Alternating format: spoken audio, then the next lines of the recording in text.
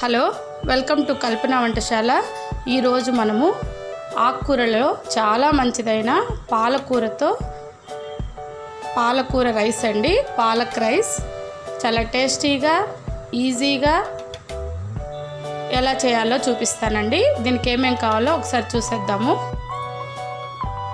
పాలకూర రైస్కి ఒక కట్ట శుభ్రంగా కడిగి పెట్టుకున్న పాలకూర, ఉడికించి చల్లార్చుకున్న అన్నం అండి, కొద్దిగా నెయ్యి, కొద్దిగా నూనె. నెయ్యిలో పాలక్ రైస్ చేసుకుంటే చాలా రుచిగా ఉంటుందండి. అయితే ఓన్లీ నెయ్యి మాత్రమే వాడితే ఇవన్నీ వేయించేటప్పుడు కొద్దిగా మాడిపోతాయి. అందుకు కొద్దిగా నూనె కూడా వేసుకోవాలి. ఒక ఆనియన్ని ఇలా సన్నగా పొడవుగా కట్ చేసుకోవాలి. కొద్దిగా కొత్తిమీరని ఇలా చాప్ చేసి పెట్టుకోవాలి. ఒక 5 పచ్చిమిరపకాయలు తీసుకొని ఇలా సన్నగా చీలికలు చేసి పెట్టుకోవాలి. 1 టేబుల్ స్పూన్ ఆవాలు, మినపప్పు, జీలకర్ర కలిపి తీసుకున్నానండి. అలాగే రుచికి సరిపడా సాల్ట్, 1/2 టీ స్పూన్ పసుపు, 1 టేబుల్ స్పూన్ పచ్చెనగపప్పు, వెల్లుల్లిపాయల్ని ఇలా పొట్టు తీసేసి ఇలా క్రష్ చేసి పెట్టుకున్నానండి అన్నీ.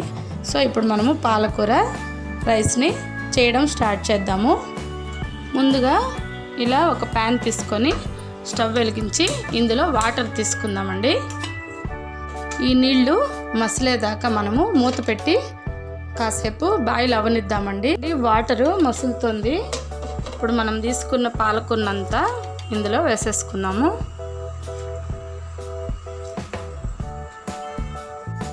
జస్ట్ ఒక 2-3 మినిట్స్ ఇందులో బాయిల్ చేసుకుందామండి.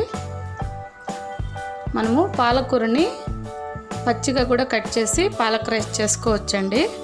అయితే కొద్దిగా ముద్దగా వస్తుంది. సో ఇలా మనము కొద్దిగా బాయిల్ చేసి వేసుకుంటే మంచి టేస్ట్తో పొడిగా వస్తుందండి రైసు. అంతే అండి. ఇలా 2 మినిట్స్ బాయిల్ అయిన పాలకూరని మొత్తము తీసేసుకున్నాము.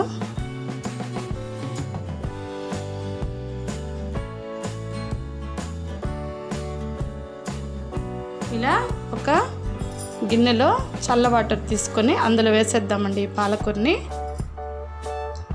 ఇందులో ముంచి తీయడం వల్ల మనము ఆకు దాని న్యాచురల్ కలర్ పోగొట్టుకోకుండా అలాగే మంచిగా గ్రీన్ కలర్లో మనకు కనిపిస్తుంది. రైస్ కూడా చాలా కలర్ఫుల్గా ఉంటుందండి. ఇలా చల్ల నీళ్ళల్లో వేసుకున్న ఆకుని మొత్తం ఇలా తీసి మొత్తం ఇలా వాటర్ని పిండేద్దామండి.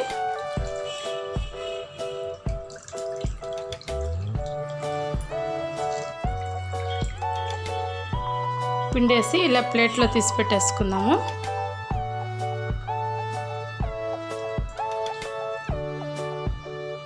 ఇలా పిండి పెట్టుకున్న పాలకూరని తీసుకొని మొత్తము సన్నగా కట్ చేసుకుందామండి.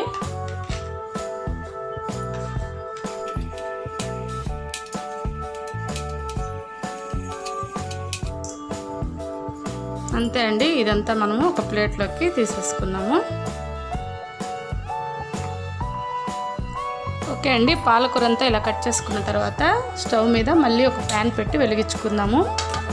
మొదట మనం తీసుకున్న నెయ్యిని ఇందులో వేసేద్దాము. నెక్స్ట్ ఆయిల్ కూడా వేసేసుకుందామండి.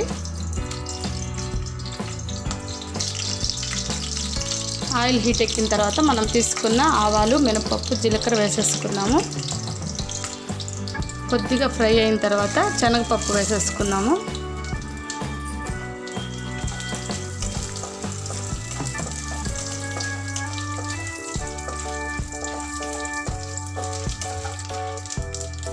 శనగపప్పు వేగిన తర్వాత పచ్చిమిరపకాయలు వేసేసుకున్నామండి.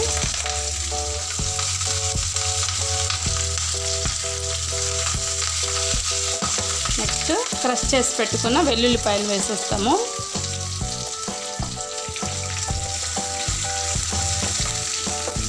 పాలకూరలో వెల్లుల్లిపాయ మంచి కాంబినేషన్ అండి. చాలా రుచి వస్తుంది వెల్లుల్లిపాయలు వేసుకోవడం వల్ల. అందుకే కొద్దిగా ఎక్కువగా వెల్లుల్లిపాయ వేసుకున్నాను. నెక్స్ట్ కొత్తిమీర వేసుకుందాము. మీకు కావాలనుకుంటే కొద్దిగా పుదీనా కూడా వేసుకోవచ్చండి. అయితే పుదీనా మంచి స్మెల్తో డామినేషన్ వల్ల పుదీనా రైస్ లాగా ఉంటుంది. అందుకని నేను వేయలేదు. మీరు కావాలనుకుంటే వేసుకోండి కొద్దిగా. Next onions వేసేద్దామండి.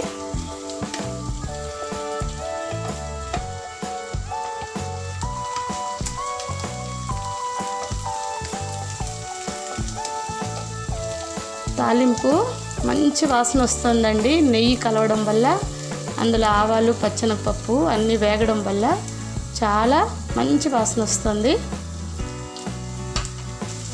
నెక్స్ట్ రుచికి సరిపడా సాల్ట్ వేసేసుకుందామండి. ఇలా సాల్ట్ ముందే వేసుకోవడం వల్ల ఆనియన్స్ త్వరగా మగ్గిపోతాయి. నెక్స్ట్ ఇంకోటి మీరు గమనించాల్సిన విషయము, పాలకూరలో న్యాచురల్గానే కొద్దిగా ఉప్పు ఉంటుందండి. సో మీరు చూసి కొద్దిగా తక్కువగానే వేసుకోండి. ఇప్పుడు మనము ఉడికించి కట్ చేసుకున్న పాలకూరను కూడా ఇందులో వేసేద్దామండి.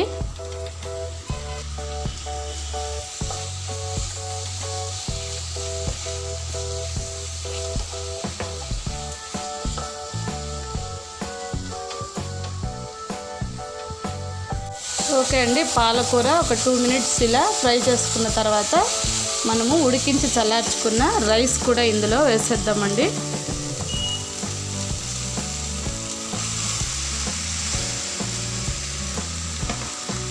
ఇదంతా ఒకసారి మిక్స్ చేసేద్దామండి.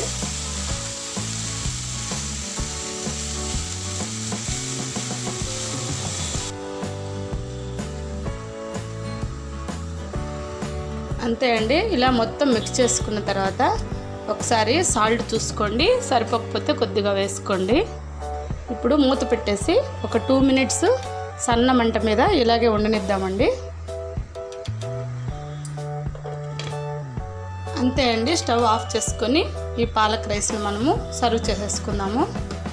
అంతే అండి, చాలా సింపుల్గా ఈజీగా రుచికరమైన పాలక్ రైస్ని తయారు చేసేసాను.